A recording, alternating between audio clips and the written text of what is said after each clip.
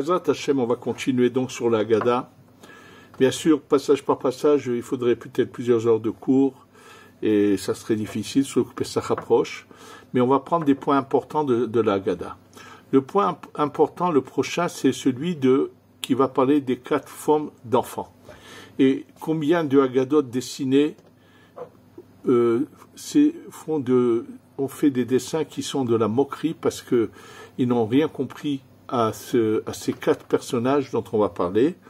Et on va voir qu'il ne s'agit jamais ni de combattre qui que ce soit, ni il ne s'agit pas non plus d'un enfant qui ne sait rien du tout, comme ils l'ont imaginé par rapport au 4e. On va expliquer de quoi il s'agit. Maintenant, ce passage-là, pour le comprendre, je vais d'emblée vous citer ce que dit le Or HaChaim HaKadosh, le Rabbi Chaim Ben Attar, a écrit dans son commentaire sur Shemot, 3e chapitre, 8e verset, vous pourrez le voir là-bas. Le Or HaChaim HaKadosh se pose la question, on sait que au fur et à mesure qu'ils s'approchaient de la délivrance, malheureusement, l'influence de l'environnement a eu un impact, c'est évident, bien qu'ils ont tenu bon pendant longtemps, mais les dernières générations ont commencé malheureusement à descendre de niveau.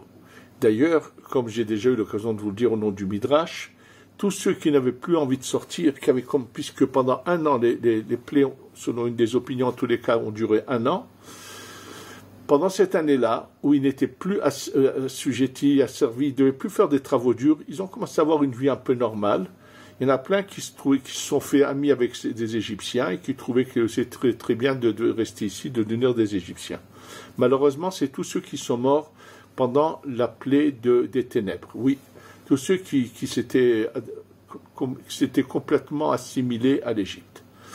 Donc, alors cette assimilation ne s'est pas faite d'un coup, ils sont arrivés, il y a 50 niveaux dans la descente d'un juif qu'on appelle Hamishim Sha'arei Tum'a, 50 niveaux de descente vers le bas, et eux ne sont arrivés qu'au 49e niveau. Et il est marqué que si ils étaient descendus au dernier niveau de plus bas, celui de l'athéisme ou de l'idolâtrie totale, c'est-à-dire on reconnaît plus Dieu, ça, ils n'auraient jamais été récupérables. C'est-à-dire que bien qu'ils avaient énormément baissé, ils avaient vraiment chuté, mais ils avaient encore cette émouna, cette croyance dans ce Dieu unique de leurs ancêtres. Et il est dit que s'ils étaient arrivés à ce niveau, au 50e, impossible de les récupérer. Pose la question, le Or HaChaim HaKadosh, pourquoi Hachem fait-il durer 1 an les plaies et les laisser descendre et descendre? Pourquoi ne pas raccourcir le temps? Ça aurait pu durer que 6 mois, ou même moins, ou même 2, 3 mois, c'est-à-dire les faire venir une après l'autre, et ne pas attendre qu'ils arrivent à l'extrême limite ou risquer de encore un peu et c'est fini, irrécupérable. Et là, il dit un enseignement qui est inimaginable, qui est très profond. Je vais vous dire ce qu'il dit, c'est quelque chose de vraiment une profondeur dans la compréhension de notre service d'Hachem, de la récupération des étincelles de lumière. Il dit, sache que si ils n'étaient pas descendus jusqu'à 49 niveaux, lorsqu'ils sont sortis d'Égypte et qu'ils vont remonter, celui qui va monter le plus haut, c'est Moshe Rabbeinu. Moshe va arriver jusqu'au 49e niveau de la sainteté. Il dit, si eux étaient descendus à 42, 43, au niveau auquel ils étaient descendus, ça aurait donné la possibilité à Moshe Rabbeinu d'arriver à ce niveau-là dans la Gdusha. S'il est descendu à 42, lui serait arrivé qu'à 42. Quel rapport? Bien sûr qu'il y a un rapport. En descendant, mais en gardant la croyance, ils ont quelque part attaché à eux ces étincelles, ils les ont fait sortir de là, qui étaient emprisonnés dans le mal, ils les font sortir. Et lorsque Moshe, qui lui va tout rassembler, toutes ces étincelles et les faire monter, c'est grâce aux étincelles de chaque niveau que Moshe monte d'un niveau. Et comme on sait que Moshe, c'est celui qui va finalement, quelque part être le vrai celui qui délivre réellement en faisant monter toutes ces parcelles de lumière qui étaient englouties dans le mal, les faire monter. Bon, dans ce cas, il y a un problème et que soulève le Or HaChaim HaKadosh. Il dit dans ce cas, comment on peut atteindre le 50e niveau? Or, nous savons que Moshe a failli l'atteindre, mais il a perdu à cause des Bnei Israël. Et on sait que Rabbi Akiva est arrivé au 50e niveau. Comment c'est possible, puisque impossible de descendre si bas? Écoutez ce qu'il dit l'Or HaChaim. Il dit ce qui est marqué que s'ils étaient descendus au 50e niveau, c'était irrécupérable, c'est avant que soit donnée la Torah. Mais après que la Torah ait été donnée, même celui qui descend au 50e niveau le plus bas peut remonter et arriver très haut. Oui, ce sont les paroles du Or HaChaim HaKadosh, je vous le répète, dans le livre de Shemot, 3e chapitre, verset numéro 8, son commentaire sur ce verset-là. Et là, vous allez voir que ce qui est marqué, que tout à fait une autre idée de ce qui est marqué dans la Haggadah.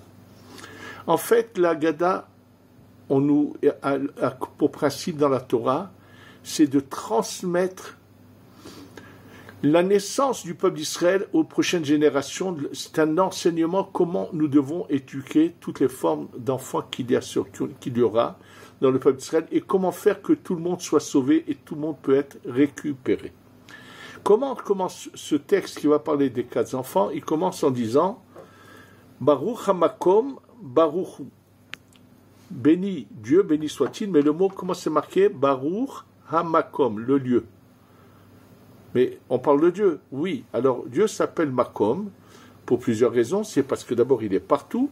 Et je vais juste vous montrer comment chez les Mekoubanim on montre que le nom de Dieu est caché et qu'on correspond à ce mot Makom. Le mot Makom on l'écrit même 40, Kouf 100, ça fait 140. Ensuite il y a un Vav, ça fait 146. Et encore, il y a un même, ça fait 186. Alors, quand on prend le nom de Dieu, il s'écrit Yud, ensuite He, ensuite Vav, et ensuite He. Donc, 26 c'est Yud, Ke, Vav, Ke. Prenons le Yud, on va le multiplier par lui-même, 10 fois 10, 100. On va prendre le He, 5, multiplié par lui-même, ça fait 25.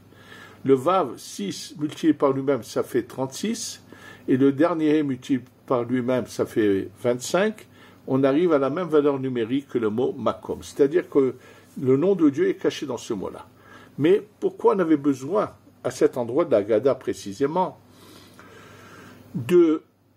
d'utiliser comme adjectif à Dieu le mot Makom? On va le voir tout, parce qu'il se trouve partout. Ça veut dire que même chez le Rachar le pire, il y a une étincelle de lumière. Et là, on va nous dire comment récupérer cette étincelle de lumière. Donc, Baruch HaMakom Baruch. Alors, vous allez me dire, oui, mais ce rachat, s'il est descendu au 50e niveau, on n'arrivera pas à le récupérer. Je dis non. Baruch Shenatan Torah le'amo Israël. Béni celui qui a donné la Torah, puisque la Torah a été donnée, donc même celui qui est au plus bas niveau peut être récupéré. Et tout de suite après, c'est marqué Keneged Arba Abanim, à l'encontre de 4 enfants. Et là, on nous dit le Chacham, le Racha. Et on va continuer sur le Racha et on va revenir aux autres après. Qu'est-ce qu'on dit au Racha? Lui, il dit Ma'avodazot Lachem, qu'est-ce que vous faites? Qu'est-ce que c'est que ça? Ça veut dire que même le Racha, on l'invite à notre table. Il va commencer à nous dire mais qu'est-ce que vous faites? Qu'est-ce que c'est tout ça? Moi, j'y crois pas ou quoi? On va lui dire écoute bien. Ce soir, on est là, rassemblés en union. On va arrêter d'être désunis et d'aller dans les rues faire des manifestations contre le peuple d'Israël, comme ces pauvres malheureux gauchistes le font actuellement. Et on lui en dit, venez en s'unir et on va te demander de lire la Haggadah. Sachez que il fut une époque où même le parti d'extrême gauche du Meretz encourageait les gens à inviter le soir de Pessah les nouveaux immigrés de Russie pour leur montrer cette tradition. Ils étaient pour cette tradition. Donc on lui dit, viens et lis avec nous. Qu'est-ce qu'on lui dit? Quand il parle comme ça, on lui dit, Afatemolo, Akeitchenav, ça veut dire qu'il a fallu grincer les dents. tu lui dis, on va éviter les discussions, viens lire avec nous. Lire la Haggadah, ça lui fait grincer les dents, mais la lire, ça va l'aider à faire entrer de la lumière en lui. On dit, là-bas en Égypte, à ce niveau où il aurait été irrécupérable. Mais maintenant que nous avons la Torah, maintenant aussi il est récupérable. Et sachez que c'est un commentaire que Hachem a éclairé. J'ai trouvé quelque chose de semblable dans la Haggadah de celui qui a écrit qui a instauré le Daf Yomi, qui dit quelque chose de semblable. Non, excusez-moi, de José de Loubdine, qui dit quelque chose de semblable, et il dit, maintenant qu'il est de parents juifs, il est récupérable. Quoi qu'il en soit, ça c'est par rapport donc on voit que c'est pas un combat, mais au contraire, on va récupérer même le rachat. Ça c'est ce qui concerne le deuxième enfant du rachat. Maintenant on va revenir au précédent, au Chacham. Alors, le Chacham, qu'est-ce qu'il dit? Il pose une question qui est un peu problématique. Chez le rachat, qu'est-ce qu'on lui reproche? C'est qu'il dit Maha avoda azot lachem. Qu'est-ce que vous faites? Or, le Chacham il dit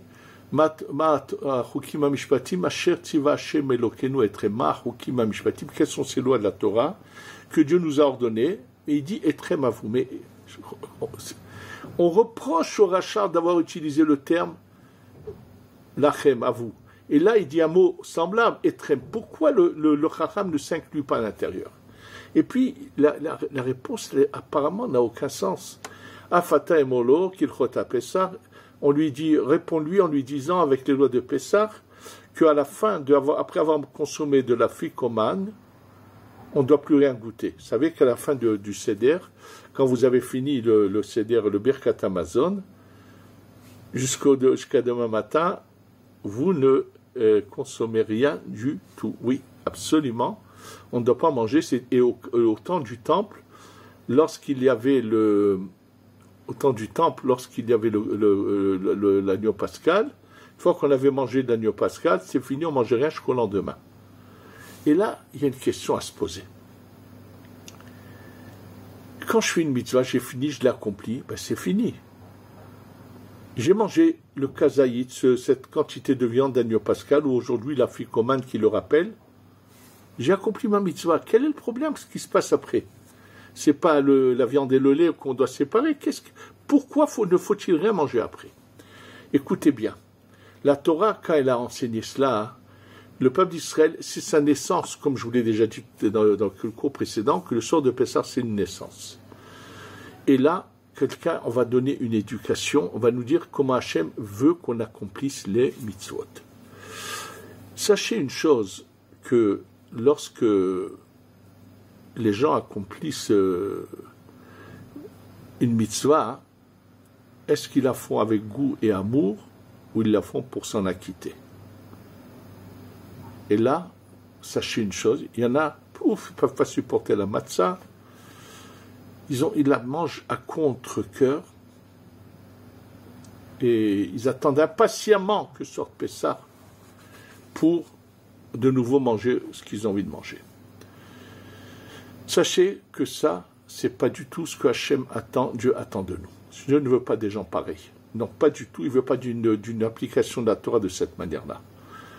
Il faut qu'on fasse les mitzvot par amour. Pour le comprendre, je vais vous donner un exemple. Il y a toutes sortes de catégories d'individus sur Terre.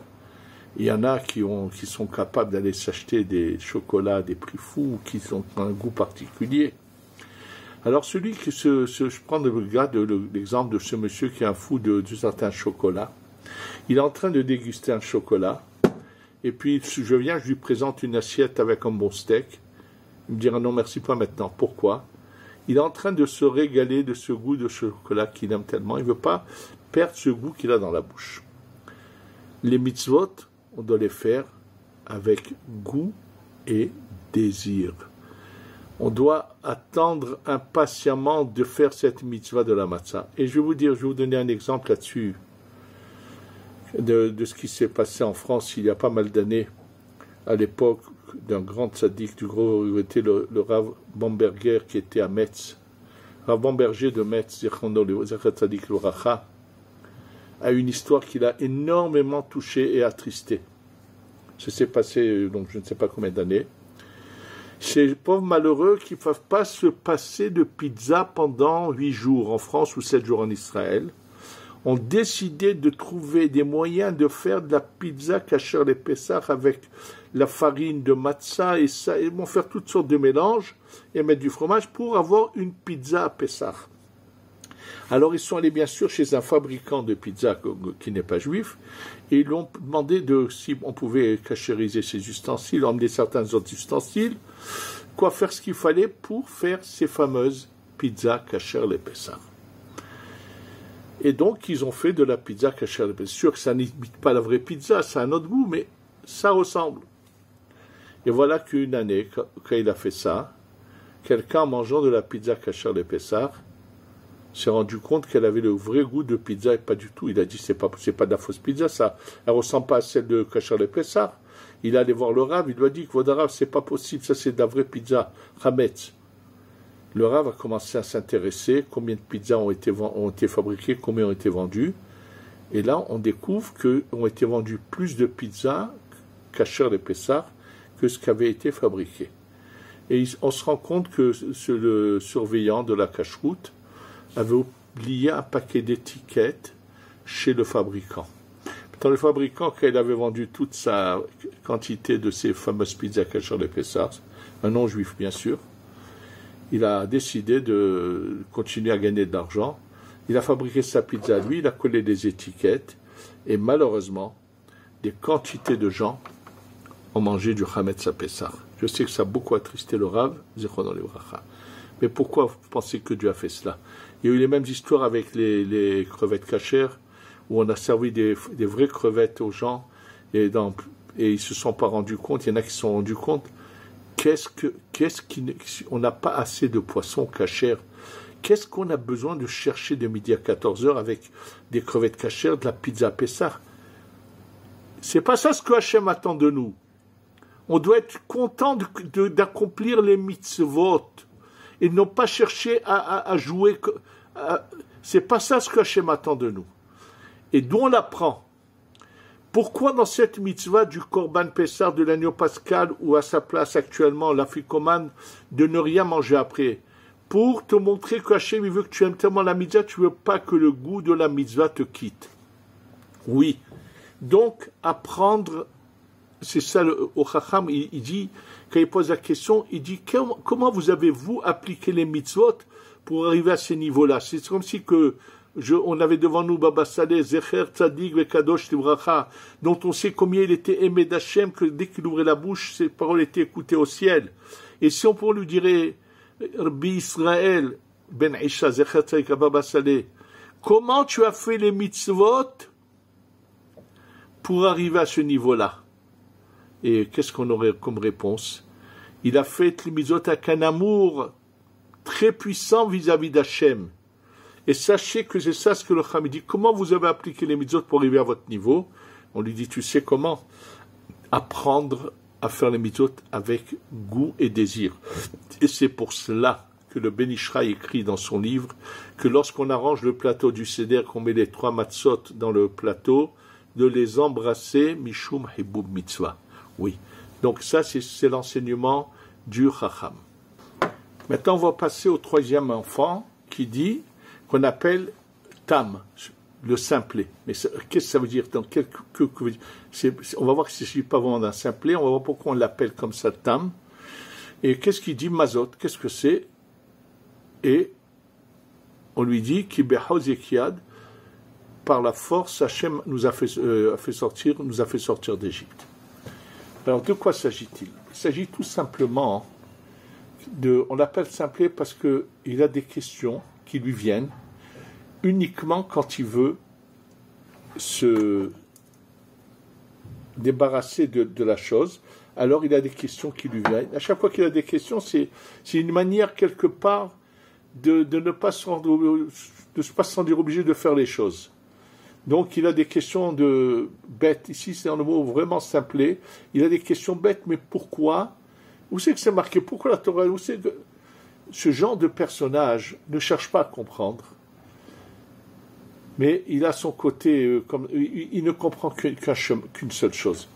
Il ne comprend que lorsque il reçoit des coups. Ça veut dire des coups, pas nous qu'on le frappons, chas v'shalom, mais quand il reçoit des coups de là-haut, il n'y a que ça qui peut le réveiller. Combien sont nombreux ceux qui agissent comme ça? Alors on lui dit, fais attention, les Égyptiens ont voulu tenir tête à Hachem, à Dieu. Regarde ce qui leur est arrivé, quelle destruction, qu'est-ce qui s'est passé en fin de parcours. Et même ces Juifs qui ont voulu quitter le chemin d'Hachem, qui sont morts dans les ténèbres.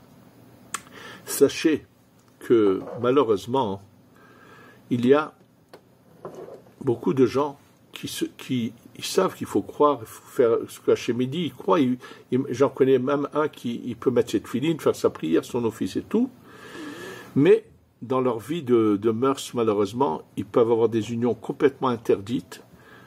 Et qu'est-ce qu'ils peuvent trouver bien comme prétexte tordu qui n'a aucun sens, mais juste pour faire taire leur conscience, c'est que ils n'ont pas assez d'amour chez eux à la maison avec leurs partenaires, ils ont ça à reprocher, que ci, que cela. Et il y en a nombreux, j'en ai connu, je vous dis plusieurs. Il y a un cas, par exemple, que je sais qui vit actuellement en France, qui va régulièrement à la synagogue, qui va même, on m'a dit au minyan, du premier minyan, de ce qu'on appelle le Netzach Hamad du lever du soleil, et sans aucun scrupule, vit maritalement avec une femme qui, bien sûr, en France, on sait qu'une femme qui vit maritalement ne va pas au mikvé, et bref, j'en passe. J'en connais un autre qui allait très loin, malheureusement. Il y en a combien comme ça? Malheureusement, ces gens-là ne se réveillent que le jour où ils ont reçu leur claque du ciel. Alors, il y en a qui se réveillent à ce moment-là, et s'ils ne se réveillent pas, les pauvres malheureux, la place du cimetière qui les attend, elle n'est pas belle à voir. Et là, c'est le cas du troisième où on voit qu'ils cherchent à se débarrasser par des questions stupides. Ça, c'est le troisième. Le quatrième cas qui nous est mentionné dans la Haggadah, et je vous dis, dans ces caricatures, on le voit comme un bébé, mais c'est faux. C'est marqué Sheno de Alishol. Il ne s'est pas posé de questions. Mais regardez la réponse, vous allez comprendre que ça ne correspond en rien avec. On a cette impression que ça serait un bébé. En fait, ce Eno Yodé Alishol, on va voir tout. Qu'est-ce qu'on lui répond? On lui commence à lui faire tout un enseignement en profondeur des détails de la mitzvah de manger la matzah, le Korban Pessah, que c'est marqué dans la Torah que le 15e jour, il faudra manger, et on commence à lui dire, est-ce qu'il s'agit depuis le début du mois de Nissan? Non, c'est marqué Kibayomahu, ce jour-là. On est en train de lui faire ce qu'on appelle, dans nos termes à nous, un pilpoul, qui veut dire de la gymnastique de l'esprit, de l'enseignement, des moindres détails de cette halakha. S'il s'agit de quelqu'un qui ne comprend rien, qu'est-ce qu'on est en train de lui raconter? Quel rapport? Il s'agit tout à fait d'autre chose. Et pour comprendre de quoi il s'agit, ça veut dire qu'il ne s'est pas posé de questions, je vais vous expliquer le sens de ce que cela veut dire, par un fait qui s'est passé réellement. Sachez qu'il y a pas mal d'années à Bnei Brak, un jeune homme d'origine française qui a fait tchouva assez tard, à 16-17 ans, en allant à la yeshiva d'Aix-les-Bains. Et quand là-bas il a découvert la Torah, il s'est tellement attaché à la Torah, ça l'a tellement impressionné qu'il s'est engagé totalement. Et après son bac, il a décidé d'aller en Eretz Israël à Bnei Brak, dans la yeshiva de Slabotka.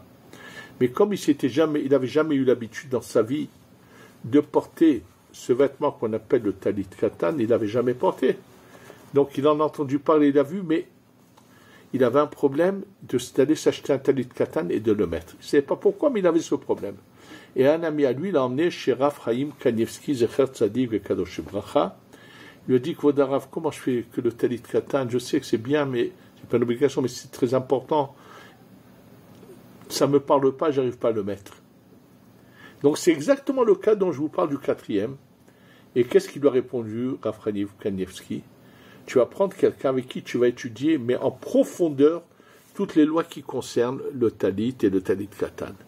Et effectivement, il a fait ça, et après le Talit Katan ne l'a plus jamais quitté. Ça veut dire que quand quelqu'un veut appliquer une mitzvah avec goût et désir, eh ben, il faut étudier profondément ce qui la concerne. Donc là, on a vu brièvement le cas des 4 enfants, très important. Ensuite, il y a un passage plus loin qui va nous parler de plusieurs choses. Qu'est-ce qu'a fait ce malheur? Nous sommes descendus en Égypte. C'est marqué que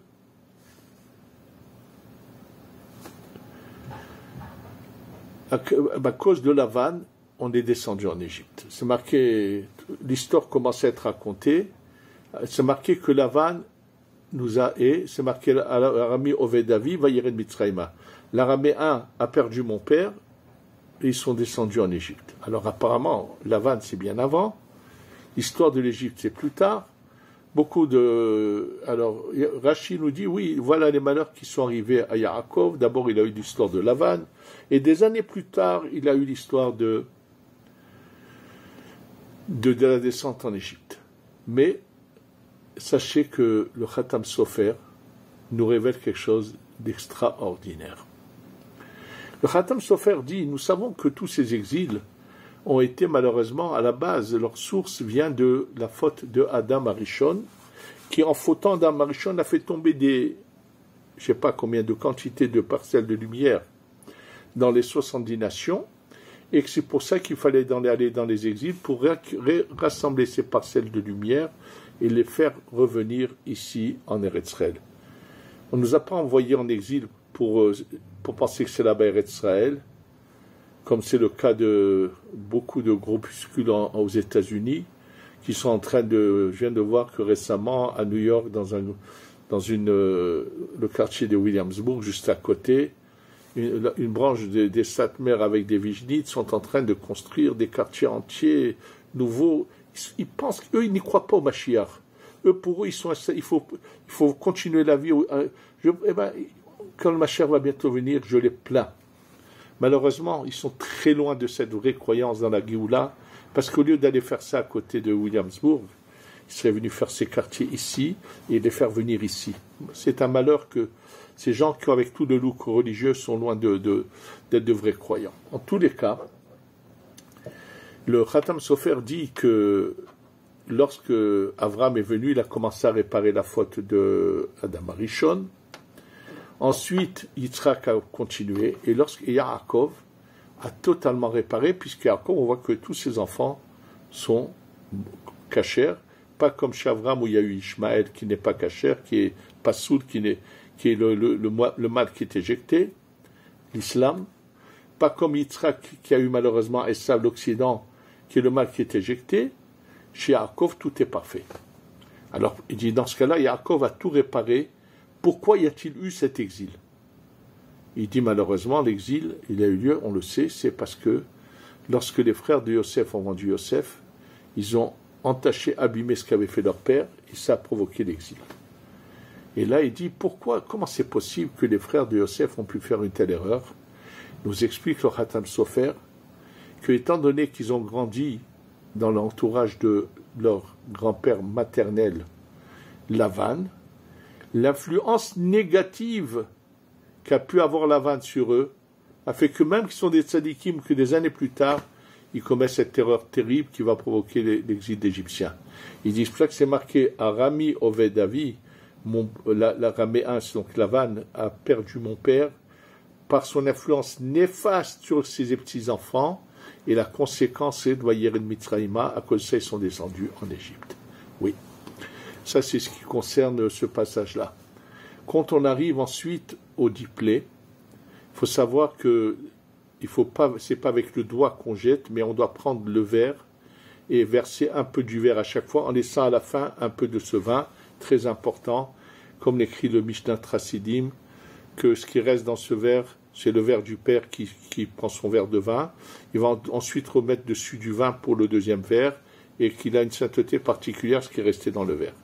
Alors, les Juifs d'Afrique du Nord ont la coutume qu'au moment où le père verse du vin, la mère verse un peu d'eau avec un verre d'eau, et l'explication est claire.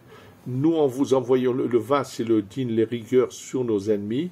La maman qui représente la Shekhinah verse de l'eau pour adoucir le din pour le peuple d'Israël. Ça, c'est les 10 plaies. Et sachez que dans la Kabbalah, chaque plaie, on sait l'origine d'où elle vient dans la Malchut, dans la Tzilut, comment elle frappe les forces du mal. Et il y a des Agadot, comme celles que nous avons imprimées, où sont mentionnées chaque plaie, d'où elle vient, de quel nom saint, comment elle frappe et tout ce qui s'ensuit. Ça, c'est ce qui se concerne les 10 plaies. Et à la fin de la Haggadah, je vous ai dit, la faire en entier, ce serait des heures, mais un passage très important. Et là, on va mentionner les paroles du Rambam. Chaque génération, il faut faire comme si que nous sommes sortis d'Égypte.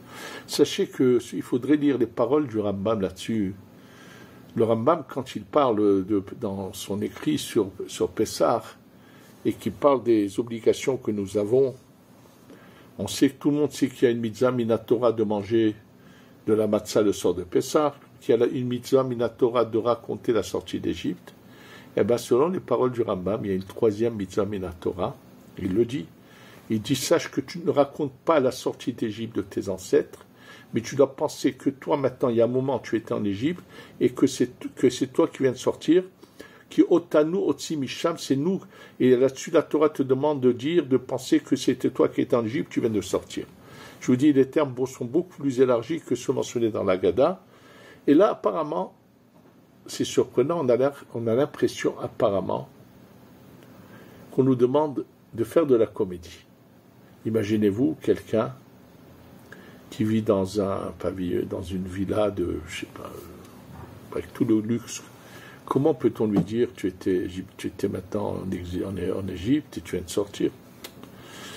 Et d'ailleurs, continue le Rambam, il dit, pour bien qu'on essaie de sentir cette sensation, c'est pour ça qu'ils nous ont instauré qu'il fallait boire et manger accoudés. Comme les gens avant qui étaient riches s'accoudaient sur des coussins, c'était comme ça que c'était à l'origine. Chacun avait une petite table devant lui.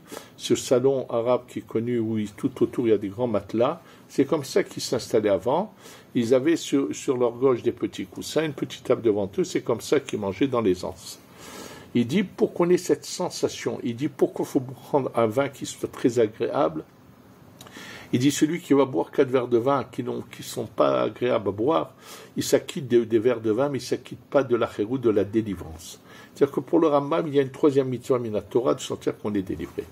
En fait, de quoi il s'agit? Il faut savoir qu'on est tous des esclaves. Ça veut dire, il y en a qui le sont vraiment. Et sachez une chose, qu'il y en a plein qui, malheureusement, utilisent que Hachem leur a donné, l'argent qu'Hachem leur a donné, et en fait de vrais esclaves. Ils vont régulièrement changer de voiture, à chaque fois payer encore plus cher pour une marque, et ils vont acheter des vêtements à des prix fous parce qu'ils ont une griffe. Tout ça, sachez que ce sont des esclaves de la matière. C'est pas du tout l'homme libre que Hachem veut qu'on soit, qui n'est pas soumis à toutes ses vices et toutes ses envies, mais qui comprend qu'une voiture, c'est un âne moderne ou un cheval moderne, et que si elle roule et qu'elle nous donne le service qu'on a besoin, c'est suffisant. Et la voiture, c'est pas du choufouni, c'est pas pour faire de l'exhibition, et s'oublier qu'on est il ne va pas l'emmener avec lui dans la tombe, sa voiture. Ou j'en connais un qui il donnait des copains, mais qui est parti s'acheter, c'est une folie, une montre à 100 000 euros. Il s'est acheté une montre à 100 000 euros. Mais il aura des comptes à rendre là-dessus. On lui dira, mais une montre, c'est pour voir l'heure. Tu mets 100 000 euros dans une montre, mais va les donner. Il n'y en a que beaucoup qui ont besoin de cet argent pour vivre ou pour étudier la Torah, pour toutes sortes de causes qui sont valables. Comment tu peux? Finalement, Hachem lui a donné une claque, c'est que il se l'est fait voler en pleine rue, il a été bousculé, et on lui a retiré, et il a eu de la chance qu'ils n'avaient pas une hache avec eux.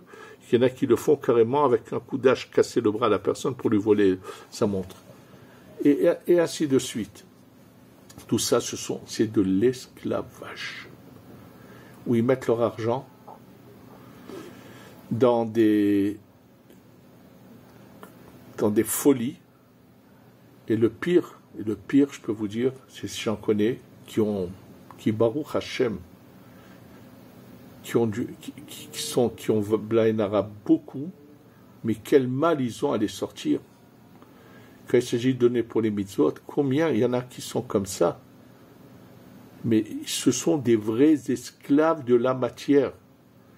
Et Hachem, chaque année, pendant 30 jours avant, fait descendre une lumière de libération, pour que le soir de Pessah, tout celui qui le désire va recevoir cette lumière qui va le pénétrer, surtout en consommant cette matzah et ces verres de vin, et avec le désir de changer, va pouvoir. Et ça, c'est la Torah nous dit, sache une chose, si tu es un esclave, chaque année, tu as l'opportunité. Si chacun sort de son esclavage, alors c'est sûr qu'on aura bientôt le Beth Amikdash, pour passer à l'étape suivante, où on sera complètement détaché de cette soumission à la matière, face à Shem, qu'on arrive tous à devenir des hommes libres et qu'on ait bientôt le Beth Amikdash, qui sera le tremplin pour aller beaucoup plus haut, et qu'on aura la Goula Shlema Shtavo Bimera Be'amenu.